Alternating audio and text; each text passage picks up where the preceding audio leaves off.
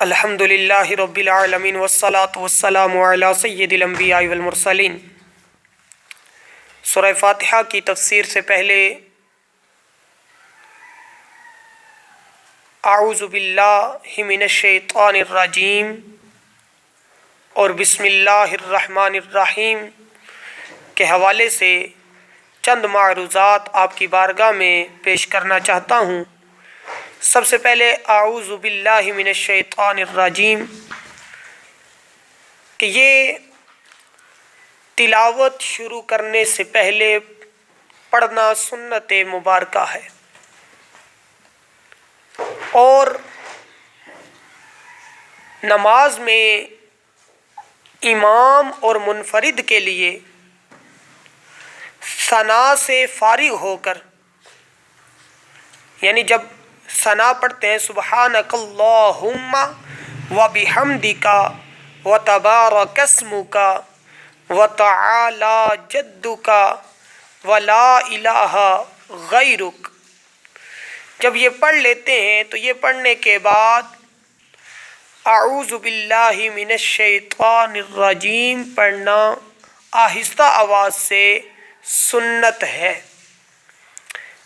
اس کے بعد تسمیہ کہ یہ اس لیے تسمیہ کی بات اس کے بعد لے کے آیا ہوں کہ جب اعوذ باللہ من الشیطان الرجیم پڑھ لی تو اس کے بعد ہم نے آگے قرات کرنی ہے، سورہ فاتحہ پڑھنی ہے، تو سورہ فاتحہ سے پہلے پھر بسم اللہ الرحمن الرحیم پڑھی جاتی ہے۔ تو ایسے ہی جب تلاوت کی جاتی ہے تو تلاوت سے پہلے بھی بسم اللہ الرحمن الرحیم پڑھی جاتی ہے۔ اب اس کے بارے میں بخاری شریف اور مسلم شریف کے اندر ایک حدیث مروی ہے کہ حضور علیہ الصلاۃ والسلام اور حضرت ابوبکر صدیق رضی اللہ تعالی عنہ اور حضرت عمر فاروق رضی اللہ تعالی عنہ نماز میں الحمدللہ رب العالمین پڑھا کرتے تھے، یعنی الحمدللہ سے نماز شروع فرماتے تھے، اس لیے کہ یہ جو بسم اللہ الرحمن الرحیم ہے یہ سورہ فاتحہ یا کسی اور سورت کا جز نہیں ہے، اس لیے نماز میں جہراً یعنی جہر کے ساتھ سورہ فاتحہ نہیں پڑھی جاتی۔ اس لیے پیارے آقا علیہ الصلاۃ والسلام اور حضرت ابوبکر صدیق اور حضرت عمر فاروق رضی اللہ تعالی عنہما جب نماز شروع کرتے تھے تو اس وقت الحمدللہ رب العالمین سے شروع فرماتے تھے۔ اس کے بعد قرآن مجید فرقان حمید کی ہر سورت بسم اللہ الرحمن الرحیم سے شروع کی جائے، سوائے سورہ براءت کے، یعنی جو سورہ توبہ ہے، سورہ توبہ میں بسم اللہ الرحمن الرحیم نہیں پڑھی جائے گی، وہ سورت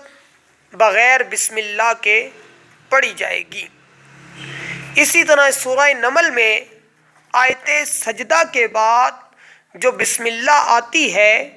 وہ مستقل آیت نہیں ہے بلکہ آیت کا جز ہے،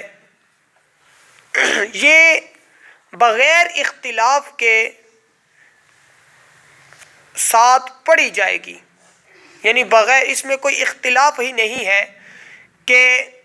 جب آپ نماز پڑھ رہے ہیں تو اس وقت جب بسم اللہ الرحمن الرحیم آئے گی تو اس میں کسی قسم کا اختلاف نہیں ہے کہ اگر آپ سورہ نمل کی قرات کر رہے ہیں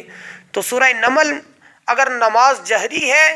تو جہرن سورہ نمل میں جب بسم اللہ آئے گی تو پڑھیں گے، اور اگر نماز سری ہے یعنی خاموشی کے ساتھ نماز پڑھی جانے والی ہے تو اس میں آہستہ آواز کے ساتھ بسم اللہ الرحمن الرحیم پڑھیں گے۔ اسی طرح ہر مباح کام بسم اللہ الرحمن الرحیم سے شروع کرنا یہ مستحب ہے، اور ناجائز کام پر بسم اللہ الرحمن الرحیم پڑھنا ممنوع ہے۔ اللہ تبارک و تعالی سے دعا ہے کہ اللہ تبارک و تعالی ہمیں قرآن مجید فرقان حمید کو سمجھنے کی توفیق عطا فرمائے، اور ہر نیک عمل میں، ہر جائز کام میں بسم اللہ الرحمن الرحیم پڑھنے کی بھی توفیق عطا فرمائے۔ وما توفیقی الا باللہ۔